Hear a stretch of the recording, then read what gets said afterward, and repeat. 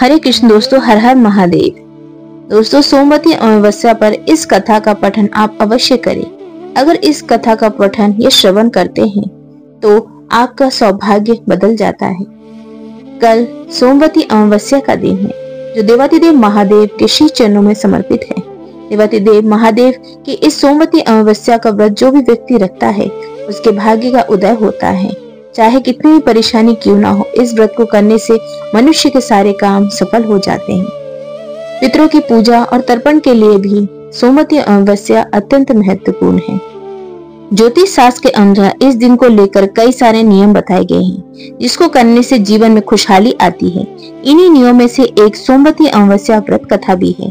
तो आइए आज जानते हैं सोमवती अमावस्या की व्रत कथा। अमावस्या हिंदू धर्म का खास महत्व है। सोमवार को पड़ने की वजह से इसे अमावस्या को सोमवती अमावस्या के नाम से जाना जाता है। इस दौरान पितरों का पूजन होता है। लोग इस दिन उपवास रखते हैं और इसकी व्रत कथा की महिमा को गुणगान करते हैं। उसे सौभाग्य का वरदान मिलता है। तो आइए यह सोमवती अमावस्या व्रत की कथा का पठन करते हैं। सोमवती अमावस्या व्रत की कथा की महिमा।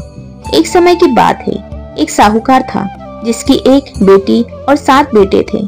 उसके सभी बेटों का विवाह हो चुका था, जबकि बेटी अविवाहित थी। इसके बाद से साहूकार और उसकी पत्नी बेहद परेशान थे। साहूकार एक साधु का भक्त था, जो अक्सर भिक्षा लेने और उनके घर आकर आशीर्वाद देकर जाता था। साहूकार की पत्नी ने देखा कि साधु ने उसकी सभी बहुओं को समृद्ध जीवन का आशीर्वाद दिया, लेकिन उन्होंने कभी उनकी बेटी को आशीर्वाद नहीं दिए। इसके बारे में जब उन्होंने साधु से पूछा तो वो बिना कुछ कहे वहां से चले गए। इससे साहूकार की पत्नी की चिंता और शक और बढ़ गया। जो कुछ भी हो रहा था उससे चिंतित होकर उन्होंने अपने परिवार के एक पंडित की सलाह ली और अनुरोध किया कि उनकी बेटी की कुंडली पढ़ें। जब पंडित ने कुंडली पढ़ी तो उसने बताया कि अगर आपकी बेटी का विवाह हुआ तो उसे अपने शेष जीवन विधवा के रूप में व्यतीत करना पड़ेगा। हालांकि पंडित ने यह भी कहा कि अगर उनकी बेटी द्वीप पर रहने वाली एक विशेष धोबिन का सिंदूर ले ले और उससे के बाद उसे सोमवती अमावस्या का व्रत रखे तो उसके भाग्य का बदलाव हो सकता है। साहूकार की बेटी अपने एक भाई के साथ समुद्र तट पर चल पड़ी। समुद्र पार करने के तरीके को तलाश करने लगी। उसी दौरान उसने देखा कि एक वह गिद्ध का घोंसला था, जहाँ पर कुछ गिद्ध रह रहे थे और एक सांप पेड़ में चढ़ गया और मादा गिद्ध द्वारा दिए गए सभी अंडों को खा गया, जबकि अन्य गिद्ध भोजन की तलाश में थे। सांप के इस नियमित व्यवहार से गिद्ध का परिवार तबाह हो गया। इसके बाद लड़की ने खतरे को देखा और सांप को मार डाला और गिद्ध को उस परेशानी से मुक्त कर दिया। इससे गिद्ध बहुत खुश हुआ और समुद्र पार करने और द्वीप पर पहुंचने की उसने सहायता की।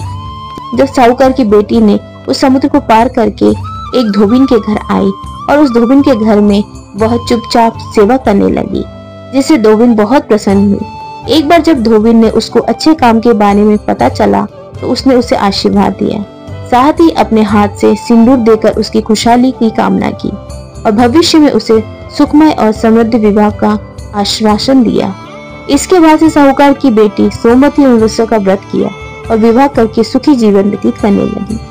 तो दोस्तों, सोमवती अमावस्या का व्रत अत्यंत महत्वपूर्ण है।